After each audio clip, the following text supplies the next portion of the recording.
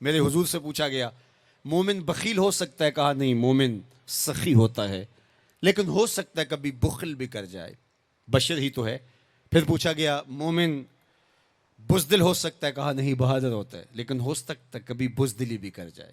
بلکہ ایک مقام پہ فرمایا مبخلتن مجبنتن، اولاد کے بارے فرمایا جب بندے کی اولاد ہو جاتی ہے تو دو خصلتیں آ جاتی ہیں، اولاد بخیل بھی کر دیتی ہے، اولاد بزدل بھی کر دیتی ہے۔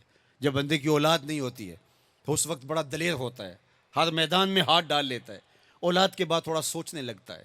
تو میرے حضور نے فرمایا مبخلتن مجبنتن، اولاد تھوڑی سی بخل بھی پیدا کر دیتی ہے، اولاد تھوڑی سی بزدلی بھی پیدا کر دیتی ہے۔ تو پوچھا گیا مومن بزدل ہو سکتا ہے؟ کہا دلیر ہوتا ہے، لیکن ہو سکتا ہے کبھی بزدلی بھی کر جائے۔ پھر پوچھا گیا بخیل ہو سکتا ہے؟ کہا سخی ہوتا ہے، لیکن ہو سکتا ہے کبھی بخل بھی کر لے۔ تیسری بات میرے حضور سے پوچھی گئی مومن جھوٹا ہو سکتا ہے؟ فرمایا جھوٹا نہیں ہو سکتا، یہ طے شدہ بات ہے کہ مومن ہو اور جھوٹا ہو، یہ نہیں ہو سکتا۔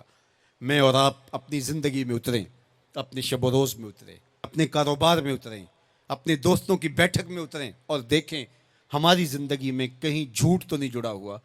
میرے حضور نے تو مومن کی شان بیان کی کہ وہ جھوٹا نہیں ہوتا، اور میرے حضور کا نمایاں وصف صادق اور امین ہے، جس کو کافر بھی مانتے تھے۔ جب آقا کریم نے کوہ صفا پہ چڑھ کے کہا میں اگر کہوں کہ پہاڑ کی دوسری جانب سے ایک لشکر آ رہا ہے جو تمہیں تاخت و تاراج کر کے رکھ دے گا تو تم میری بات مان لو گے؟ تو انہوں نے کہا نہ بھی نظر آیا تو ہم کہیں گے ہم اندھے ہیں، آپ سچے ہو۔ جو اتنا سچا، جس کی صداقت کی قسمیں کھائی جائیں، جس کی امانت کی قسمیں کھائی جائیں، ہم اس کے غلام اور اس کی امتی ہوں۔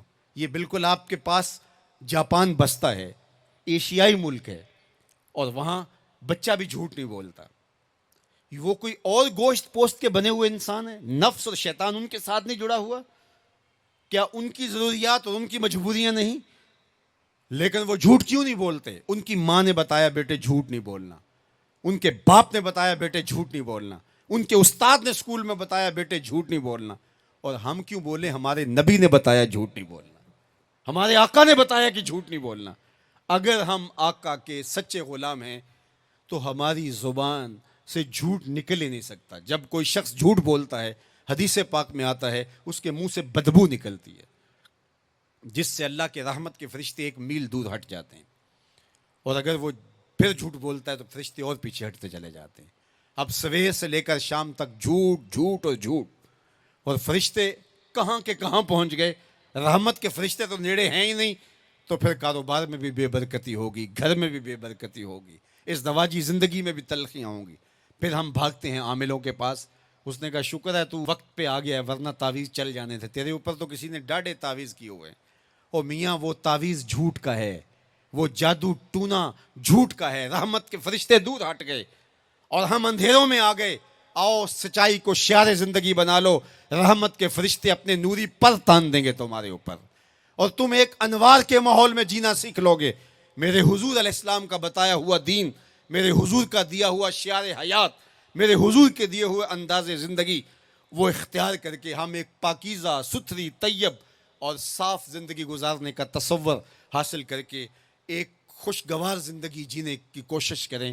آئیے میں اور آپ آج دیکھیں کہ ہمارے ساتھ کوئی ایسا عمل، کوئی ایسا رویہ تو نہیں جڑا جو حضور کے بتائے ہوئے طریقوں سے ہٹ کر ہے۔ آؤ اپنی زندگی کو ان کے قدموں میں ڈال دیں، ہمارا رویہ بتائے ہم حضور کے غلام ہیں، ہمارا طرز زندگی بتائے ہم حضور کے غلام ہیں، ہمارا انداز حیات بتائے ہم حضور کے غلام ہیں۔ غلامی رسول کو اپنی نس نس میں سمو لو، غلامی رسول تمہارے لباس سے دکھائی دے، غلامی رسول تمہارے رویوں سے دکھائی دے، غلامی رسول تمہارے طرز حیات سے دکھائی دے، غلامی رسول تمہارے سجدوں سے دکھائی دے، تو غلامی رسول تمہارے وعدوں سے دکھائی دے، تمہاری بولی سے غلامی رسول ٹپکتی ہو، نہ یہ کہ تم صرف زبان سے یہ کہو کہ میں غلام رسول ہوں، باقی تمہاری زندگی کا ہر تیور اس کی نفی کر رہا ہو۔ آؤ میں اور آپ آج کی اس بزم نور کے اندر یہ عہد کر کے اٹھیں کہ زندگی کی ایک ایک سانس حضور کی اطاعت میں گزاریں گے، جئیں گے تو حضور کے لیے، مریں گے تو حضور کے لیے، اور زندگی کی ایک ایک سانس حضور کے نام لگائیں گے اور ان کے لیے جئیں گے اور انہی کے لیے مریں گے۔